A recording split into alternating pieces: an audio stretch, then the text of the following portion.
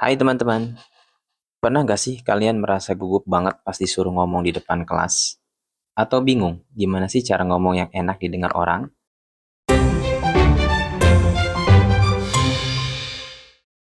Assalamualaikum warahmatullahi wabarakatuh. Hai teman-teman, pada pertemuan kita kali ini kita akan membahas 5 poin penting dari buku Bicara Itu Ada Seninya karya Oh Syu Hyang. Sebelum kita masuk ke poin-poinnya, yuk kita pahami dulu apa sih komunikasi yang efektif itu. Menurut Oh Soo Hyang, komunikasi yang efektif adalah ketika pesan yang kamu sampaikan dipahami dengan tepat oleh orang lain. Jadi, bukan cuma soal ngomong lancar atau pakai kata-kata keren, tapi apakah lawan bicaramu benar-benar menangkap maksudmu? Kalau iya, berarti komunikasi kamu efektif. Nah, sedangkan makna dari komunikasi otentik adalah gaya bicara yang jujur, tidak dibuat-buat, dan mencerminkan kepribadian asli pembicara. Gaya ini membuat pesan terasa lebih tulus dan lebih mudah dipercaya oleh pendengar.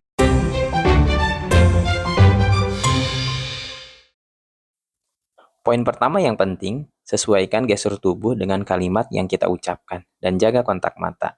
Dalam bukunya, Oh Syu Hyang bilang, bahasa tubuh lebih jujur daripada kata-kata.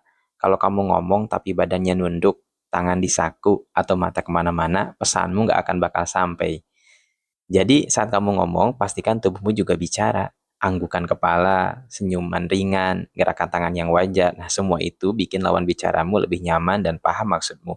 Nah, untuk melatih hal tersebut, kamu bisa berdiri di depan cermin dan lihat apakah gesturmu sesuai dengan isi pembicaraan. Yang kedua, belajar menyimak itu penting banget loh. Kata Oh Syu Hyang, orang yang pandai berbicara biasanya juga adalah pendengar yang baik. Jadi, waktu temanmu berbicara, jangan sibuk mikirin balesan. Dengerin dulu sampai tuntas. Pahami isi omongannya, baru kamu kasih tanggapan. Dengan begitu, obrolan jadi dua arah dan lebih bermakna.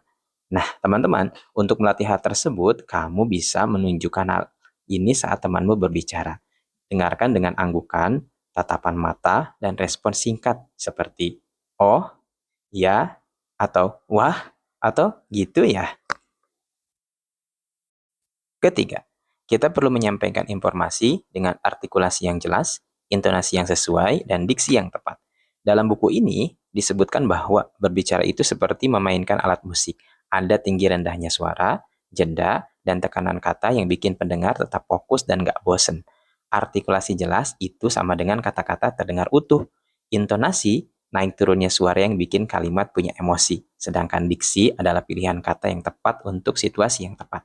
Untuk melatih hal tersebut, teman-teman bisa membaca satu paragraf pendek dan rekam suaranya. Kemudian dengerin lagi, udah lebih jelas belum ya terdengarnya?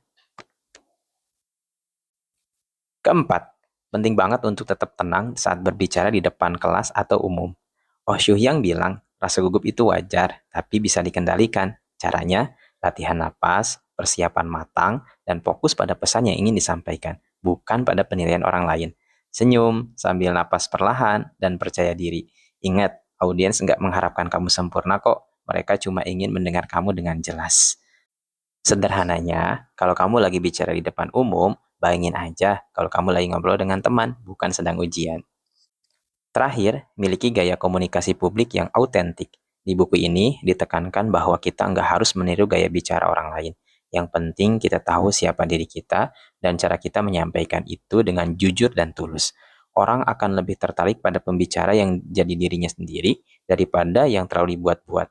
Jadi temukan gaya bicaramu, apakah kamu orang yang kalem, bersemangat, atau jenaka. Semua bisa cocok asal sesuai dengan konteks dan tetap sopan. Nah, untuk melatih itu semua, kamu bisa berlatih dengan berbicara lewat blog pribadi, story Instagram, atau presentasi kecil bareng teman. Nah, teman-teman, itulah 5 poin penting dari buku Bicara Itu Ada Seninya yang bisa langsung kamu praktikkan. Sesuaikan gestur dan jaga kontak mata, belajar menyimak dengan hati, sampaikan dengan artikulasi dan intonasi yang pas, tetap tenang dan percaya diri, serta temukan gaya komunikasi kamu sendiri. Semoga bermanfaat. Ingat ya teman-teman, bicara itu seni dan kamu itu adalah senimannya. Sampai jumpa lagi. Assalamualaikum warahmatullahi wabarakatuh.